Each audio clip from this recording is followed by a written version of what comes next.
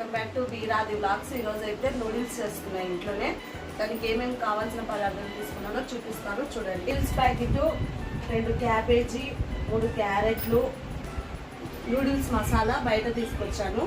ఇదైతే సపరేట్ దొరుకుతుంది. నాకు పచ్చిమిర్చి, ఎల్లిపాయలు, soya sauce, chilli sauce, tomato sauce, vinegar, eggs. Soya sauce అయితే దీంట్లోనే ఉంటుందంట, అందుకని నేను తీసుకోలేదు. ఇప్పుడైతే ముందు నూడిల్స్ అయితే ఉప్పు నూనె వేసుకొని నీళ్ళల్లో అయితే ఉడకబెట్టుకుందాం. ఫస్ట్ ఆలోపు ఇవి మొత్తం కట్ చేసుకుందాం. ఇప్పుడైతే వాటర్ వేసుకొని నూడిల్స్ అయితే ఉడకబెట్టుకుందాం.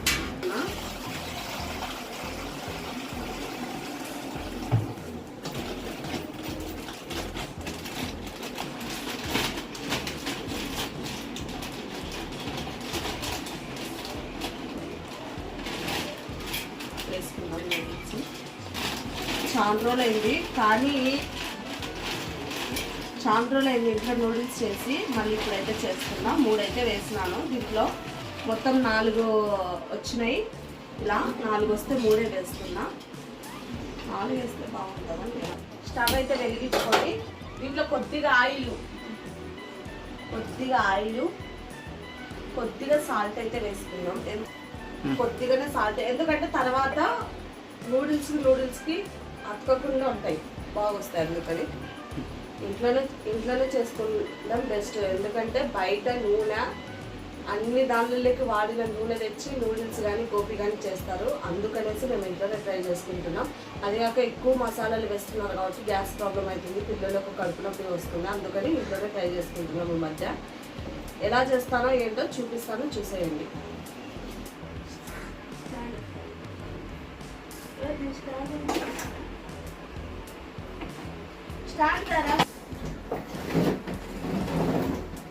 కలుపుకుందాం. దండిగా అవుతాయో ఒకసారి ఇంకా కొంచెం ఉడకనిద్దాం. అలా అయితే ఉడకబెట్టుకుందాం. అయితే ఉడికాయి. ఇప్పుడైతే స్టవ్ ఆఫ్ చేసుకుందాం. ఇలా నూనె ఉప్పు వేయడం వల్ల ఇలా ఫ్రీగా వచ్చేస్తాయి. లేదనుకో పరుచుకొని బంకగా ఉంటుంది. అందుకని నూనె ఉప్పు వేసుకోండి. చల్లనీళ్ళు అయితే వేసుకుందాం. వేడి నీళ్ళు అయితే వచ్చేసి చల్లనీళ్ళు అయితే వేసుకుందాం. అప్పుడు అనేది దీనికి ఉన్న జిగట కూడా, కొంచెం జిగట కూడా ఆ నీళ్ళలో, చల్ల నీళ్ళలో వెళ్ళిపోతుంది. ఇప్పుడైతే ఉడగొట్టేసుకుందాం మొత్తం. చిన్నగా నీళ్ళు, వేడి నీళ్ళు కదా, వంచుకునేటప్పుడు జాగ్రత్తగా వంచుకోవాలి.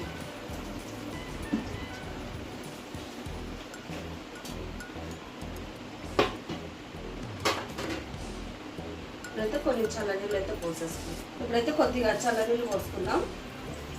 చల్లనీళ్ళు తప్పనిసరిగా కంపల్సరిగా పోసుకోవాలి. ఎందుకంటే ఇవి ఉన్న కొంచెం జూట కూడా వెళ్ళిపోతుంది కాబట్టి.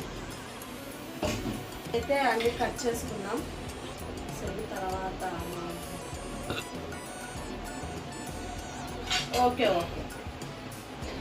ముందుగా ఇవైతే కట్ చేసుకుందామండి. ఎల్లిపాయలు కూడా సన్నగా కట్ చేసుకుందాం. ఎల్లిపాయలు అయితే లాస్ట్ కట్ చేసుకుందాం. ముందే ఎల్లిపాయలతోనే పడి కాబట్టి ఎల్లిపాయలు అయితే కట్ చేసుకుందాం.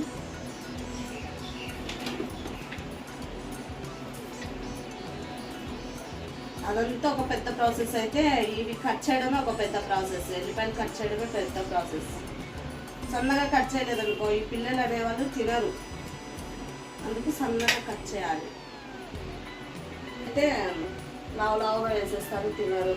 అయినా మసాలాలు కూడా ఎక్కువ వేస్తారు కాబట్టి ఇంట్లోనే చేయాలి, తప్పదు పిల్లల కోసం.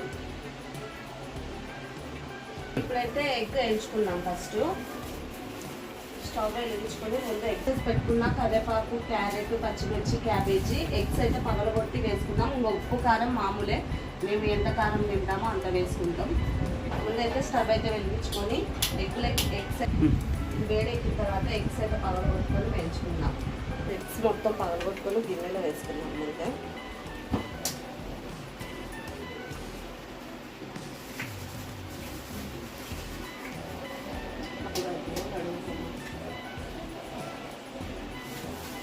ముందైతే కొద్దిగా ఆయిల్ వేసుకొని ఎగ్ అయితే వేయించుకుందాం.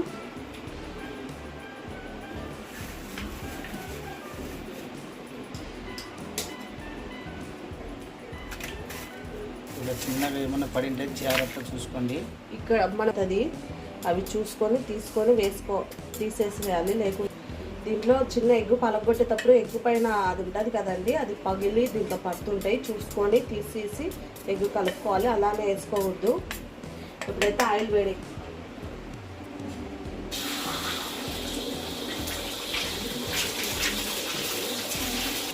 ఇప్పుడే ఎమ్మడే కలపకూడదు. ఒక 5 నిమిషాలు ఉన్న తర్వాత అయితే కలపాలి. ఒకసారి అయితే కలుపుకుందాం.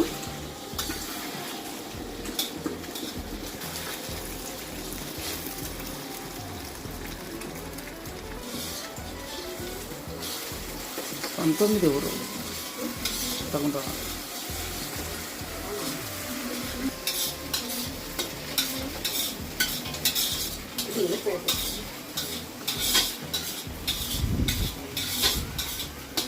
తీసుకున్నాండి సరిగా, అందుకని గడ్డ తీసుకున్నాం. ఇప్పుడైతే ఎక్కువ మొత్తం వేగిపోయింది, తీసేసుకుందాం. ఎందుకంటే మళ్ళీ వేస్తాం కదా. తెల్లలు వేసుకో.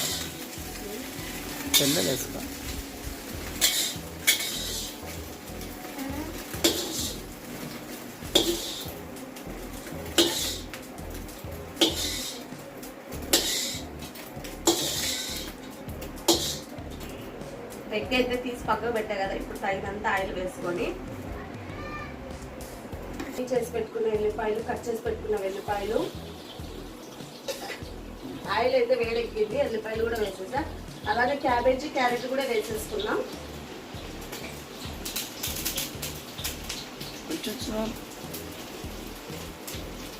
ఇది కూడా వేసేసుకున్నాం. మా ఆయన అయితే కొద్దిగానే వేసుకున్నాం అంటున్నాడు, కానీ నేను అంతా వేసుకున్నా. అలాగే పచ్చిమిర్చి కూడా వేసేసుకుందాం. కరివేపాకు అయితే లాస్ట్కి వేస్తాను. కలుపుకుందాం బాగా.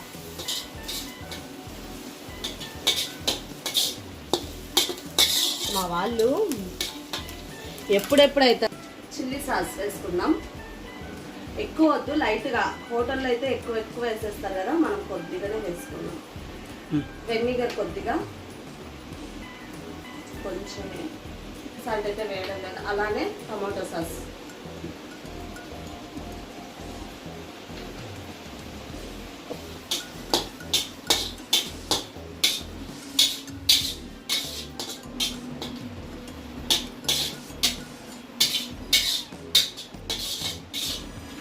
పసుపు వేసుకుందాం. అలానే కారం, మాకు తగినంత కారం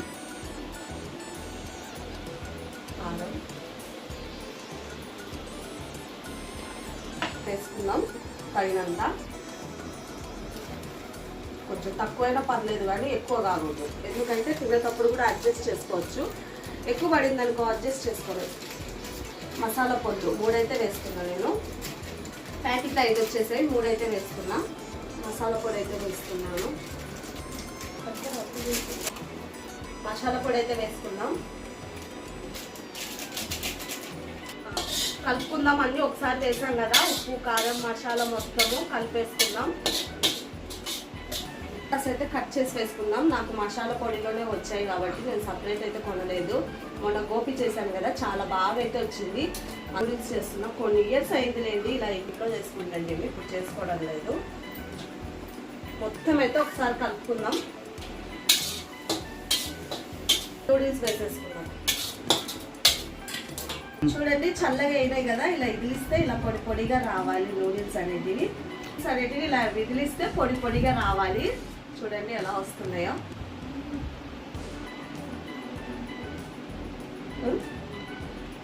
ఇప్పుడైతే నూడిల్స్ వేసేసుకుందాం. ఇప్పుడు ఇది పెద్ద కలిపే టాస్క్ ఉంది. మనమేం పెద్ద చెప్పులం కాదు కదా, హోటల్లో చేసే వాళ్ళం కాదు కదా. చాలేరమ్మా, ఎందుకు మళ్ళీ ఇంకా చేసుకుంటూ ఇలా కూర్చుంటాను. అట్లు దొంపమ్మా ఏం చేస్తా. ఇప్పుడైతే మొత్తం ఇట్లా కలపాలండి. కలపడమే పెద్ద టాస్క్. ఎగ్ కూడా వేసేస్తాను ఒకటేసారి.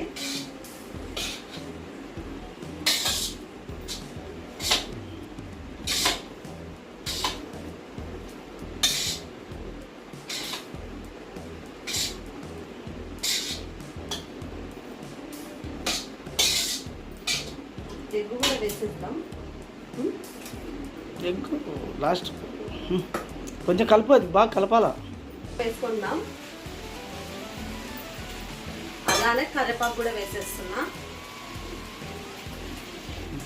ఇప్పుడైతే ఇంకా కలిపేద్దాం.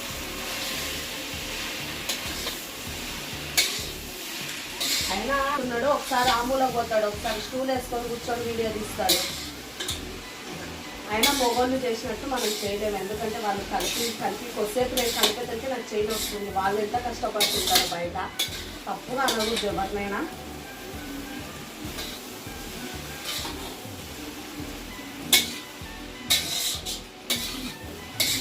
స్టవ్ అయితే ఆఫ్ చేసుకుందాం. ఇప్పుడైతే మా మాల్ తిని చెప్తారు. రెడీ అయిపోయింది. స్టవ్ అయితే ఆఫ్ చేసుకుందాం. ఇంకా మా వాళ్ళు తిని అయితే టేస్ట్ చెప్తారు ఎట్టుందో.